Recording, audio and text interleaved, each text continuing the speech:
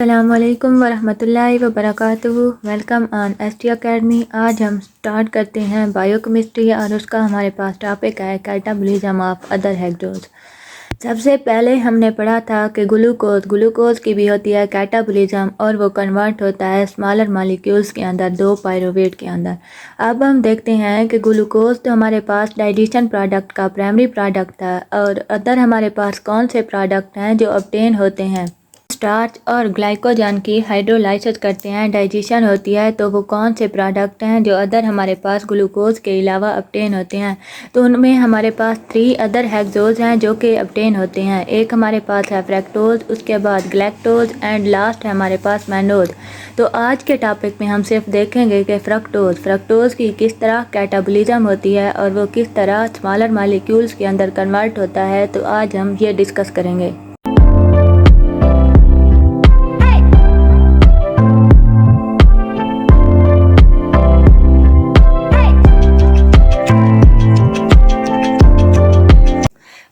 Fructose हमारे पास क्या है, एक मेजर फ्यूल सोर्स है हमारी डाइट्स के अंदर। हमारी डाइट्स के अंदर एक मेजर प्रोडक्ट है जो कि पाया जाता है, जिसको हम क्या कह रहे हैं, फ्रक्टोज कह रहे हैं। हमारे पास फ्रक्टोज जो है कंटेन कर रहा है large amount of sucrose. Sucrose क्या है, एक शुगर है जो कि हमारे पास हम डेली टेबल शुगर जो हम ले रहे होते हैं वो सक्रोज की फॉर्म में होती है। उसके बाद फ्रक्टोज हमें ऑब्टेन होता है फ्रूट्स के अंदर। जब हम फ्रूट खाते हैं तो उनके अंदर भी फ्रक्टोज पाया जाता है।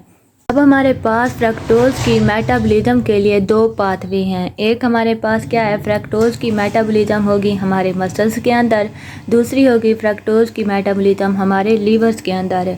तो सबसे पहले हम देखते हैं कि फ्रक्टोज जो है इसकी मेटाबॉलिज्म हो रही है मसल्स के अंदर किस तरह होती है। फ्रक्टोज का ये हमारे पास फार्मूला है और ये है हमारे पास एक कीटो शुगर। अब हम देखते हैं कि इसकी मेटाबॉलिज्म मसल्स के अंदर किस तरह होती है। तो मसल्स में हम हेक्सोकाइनेज एंजाइम एक्ट कराएंगे और साथ में एटीपी को यूटिलाइज करेंगे और एडीपी बनाएंगे। जब एक हमारे पास क्या है, इनऑर्गेनिक फास्फेट एटीपी से में रिमूव हुआ और एडीपी बना, तो वो इनऑर्गेनिक फास्फेट अटैच होगा फ्रक्टोज की 6th पोजीशन के ऊपर और हमारे पास बन जाएगा फ्रक्टोज 6 फास्फेट।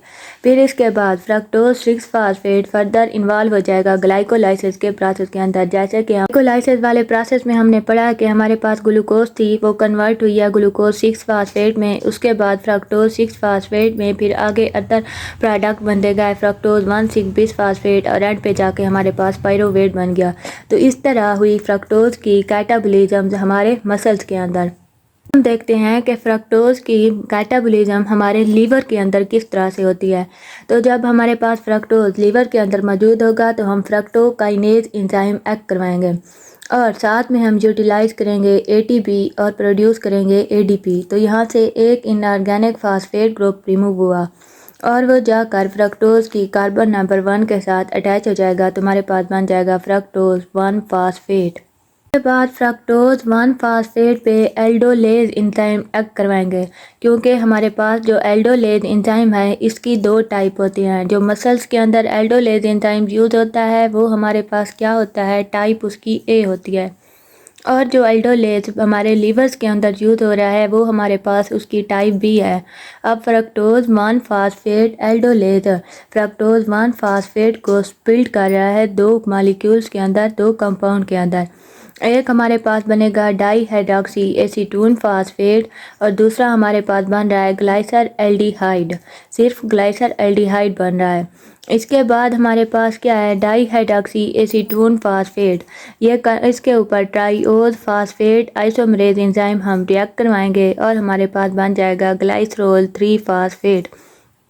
इसका मतलब क्या है कि हमारा जो फास्फेट ग्रुप था वो तो वही 3rd पोजीशन पे है, लेकिन क्या है हमारे पास जो एक कीटो शुगर थी वो कन्वर्ट हो गई एल्डिहाइड शुगर में। तो हमारे पास आ गया ग्लाइसर एल्डिहाइड 3 फास्फेट। ये फर्दर इन्वॉल्व होगा ग्लाइकोलाइसिस प्रोसेस के अंदर।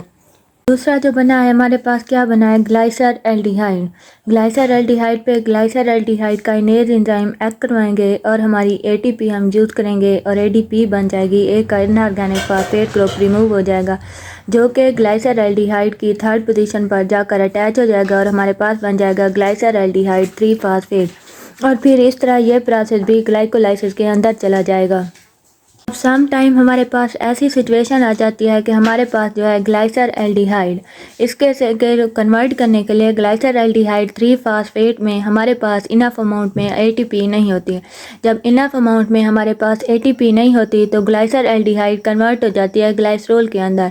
इसके ऊपर अल्कोहल डिहाइड्रोजिनेज एंजाइम एक्ट करेगा और इसके साथ NADH प्लस हाइड्रोजन आयन से हम प्रोड्यूस कर लेंगे NAD पॉजिटिव। तो इस तरह हमारे पास ग्लाइसर एल्डिहाइड कन्वर्ट हो जाएगा ग्लाइसरोल के अंदर, यानी कि यहाँ से NADH प्लस हाइड्रोजन आयन से हमारे पास जो 2 हाइड्रोजन आयन आएंगे वो अटैच हो जाएंगे इसकी कार्बन नंबर 1 के साथ, तो हमारे पास प्रोड्यूस हो जाएगा ग्लाइसरोल।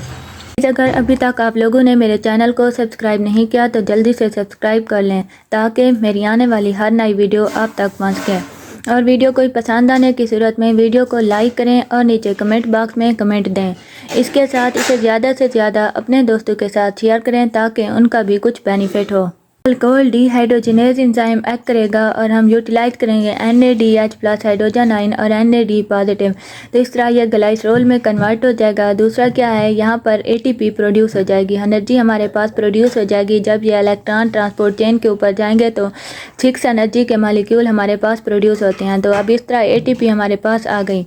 फिर हमारे पास जो ग्लाइसरोल था इसके ऊपर ग्लाइसरोल काइनेज एंजाइम एक्ट करवाएंगे। जब एक्ट करवाएंगे साथ में हम यूटिलाइज करेंगे ATP और प्रोड्यूस करेंगे ADP और इनऑर्गेनिक फास्फेट जो है वो जाकर ग्लाइसरोल के साथ अटैच हो जाएगा। जब वो ग्लाइसरोल की 3rd पोजीशन के साथ अटैच होगा तो हमारे पास बन जाएगा ग्लाइसरोल 3 फास्फेट। फिर glycerol phosphate dehydrogenase enzyme act करवाएंगे और यूटिलाइज करेंगे NAD पॉजिटिव, प्रोड्यूस करेंगे NADH प्लस हाइड्रोजन आयन, यानी कि उसका रिवर्स प्रोसेस यूज़ करेंगे जब हमने ग्लाइसर एल्डिहाइड पर अल्कोहल डिहाइड्रोजिनेज एंजाइम एक्ट करवाया था। तो अब हमारे पास प्रोड्यूस हो जाएगा डाईहाइड्रॉक्सी एसीटोन फास्फेट।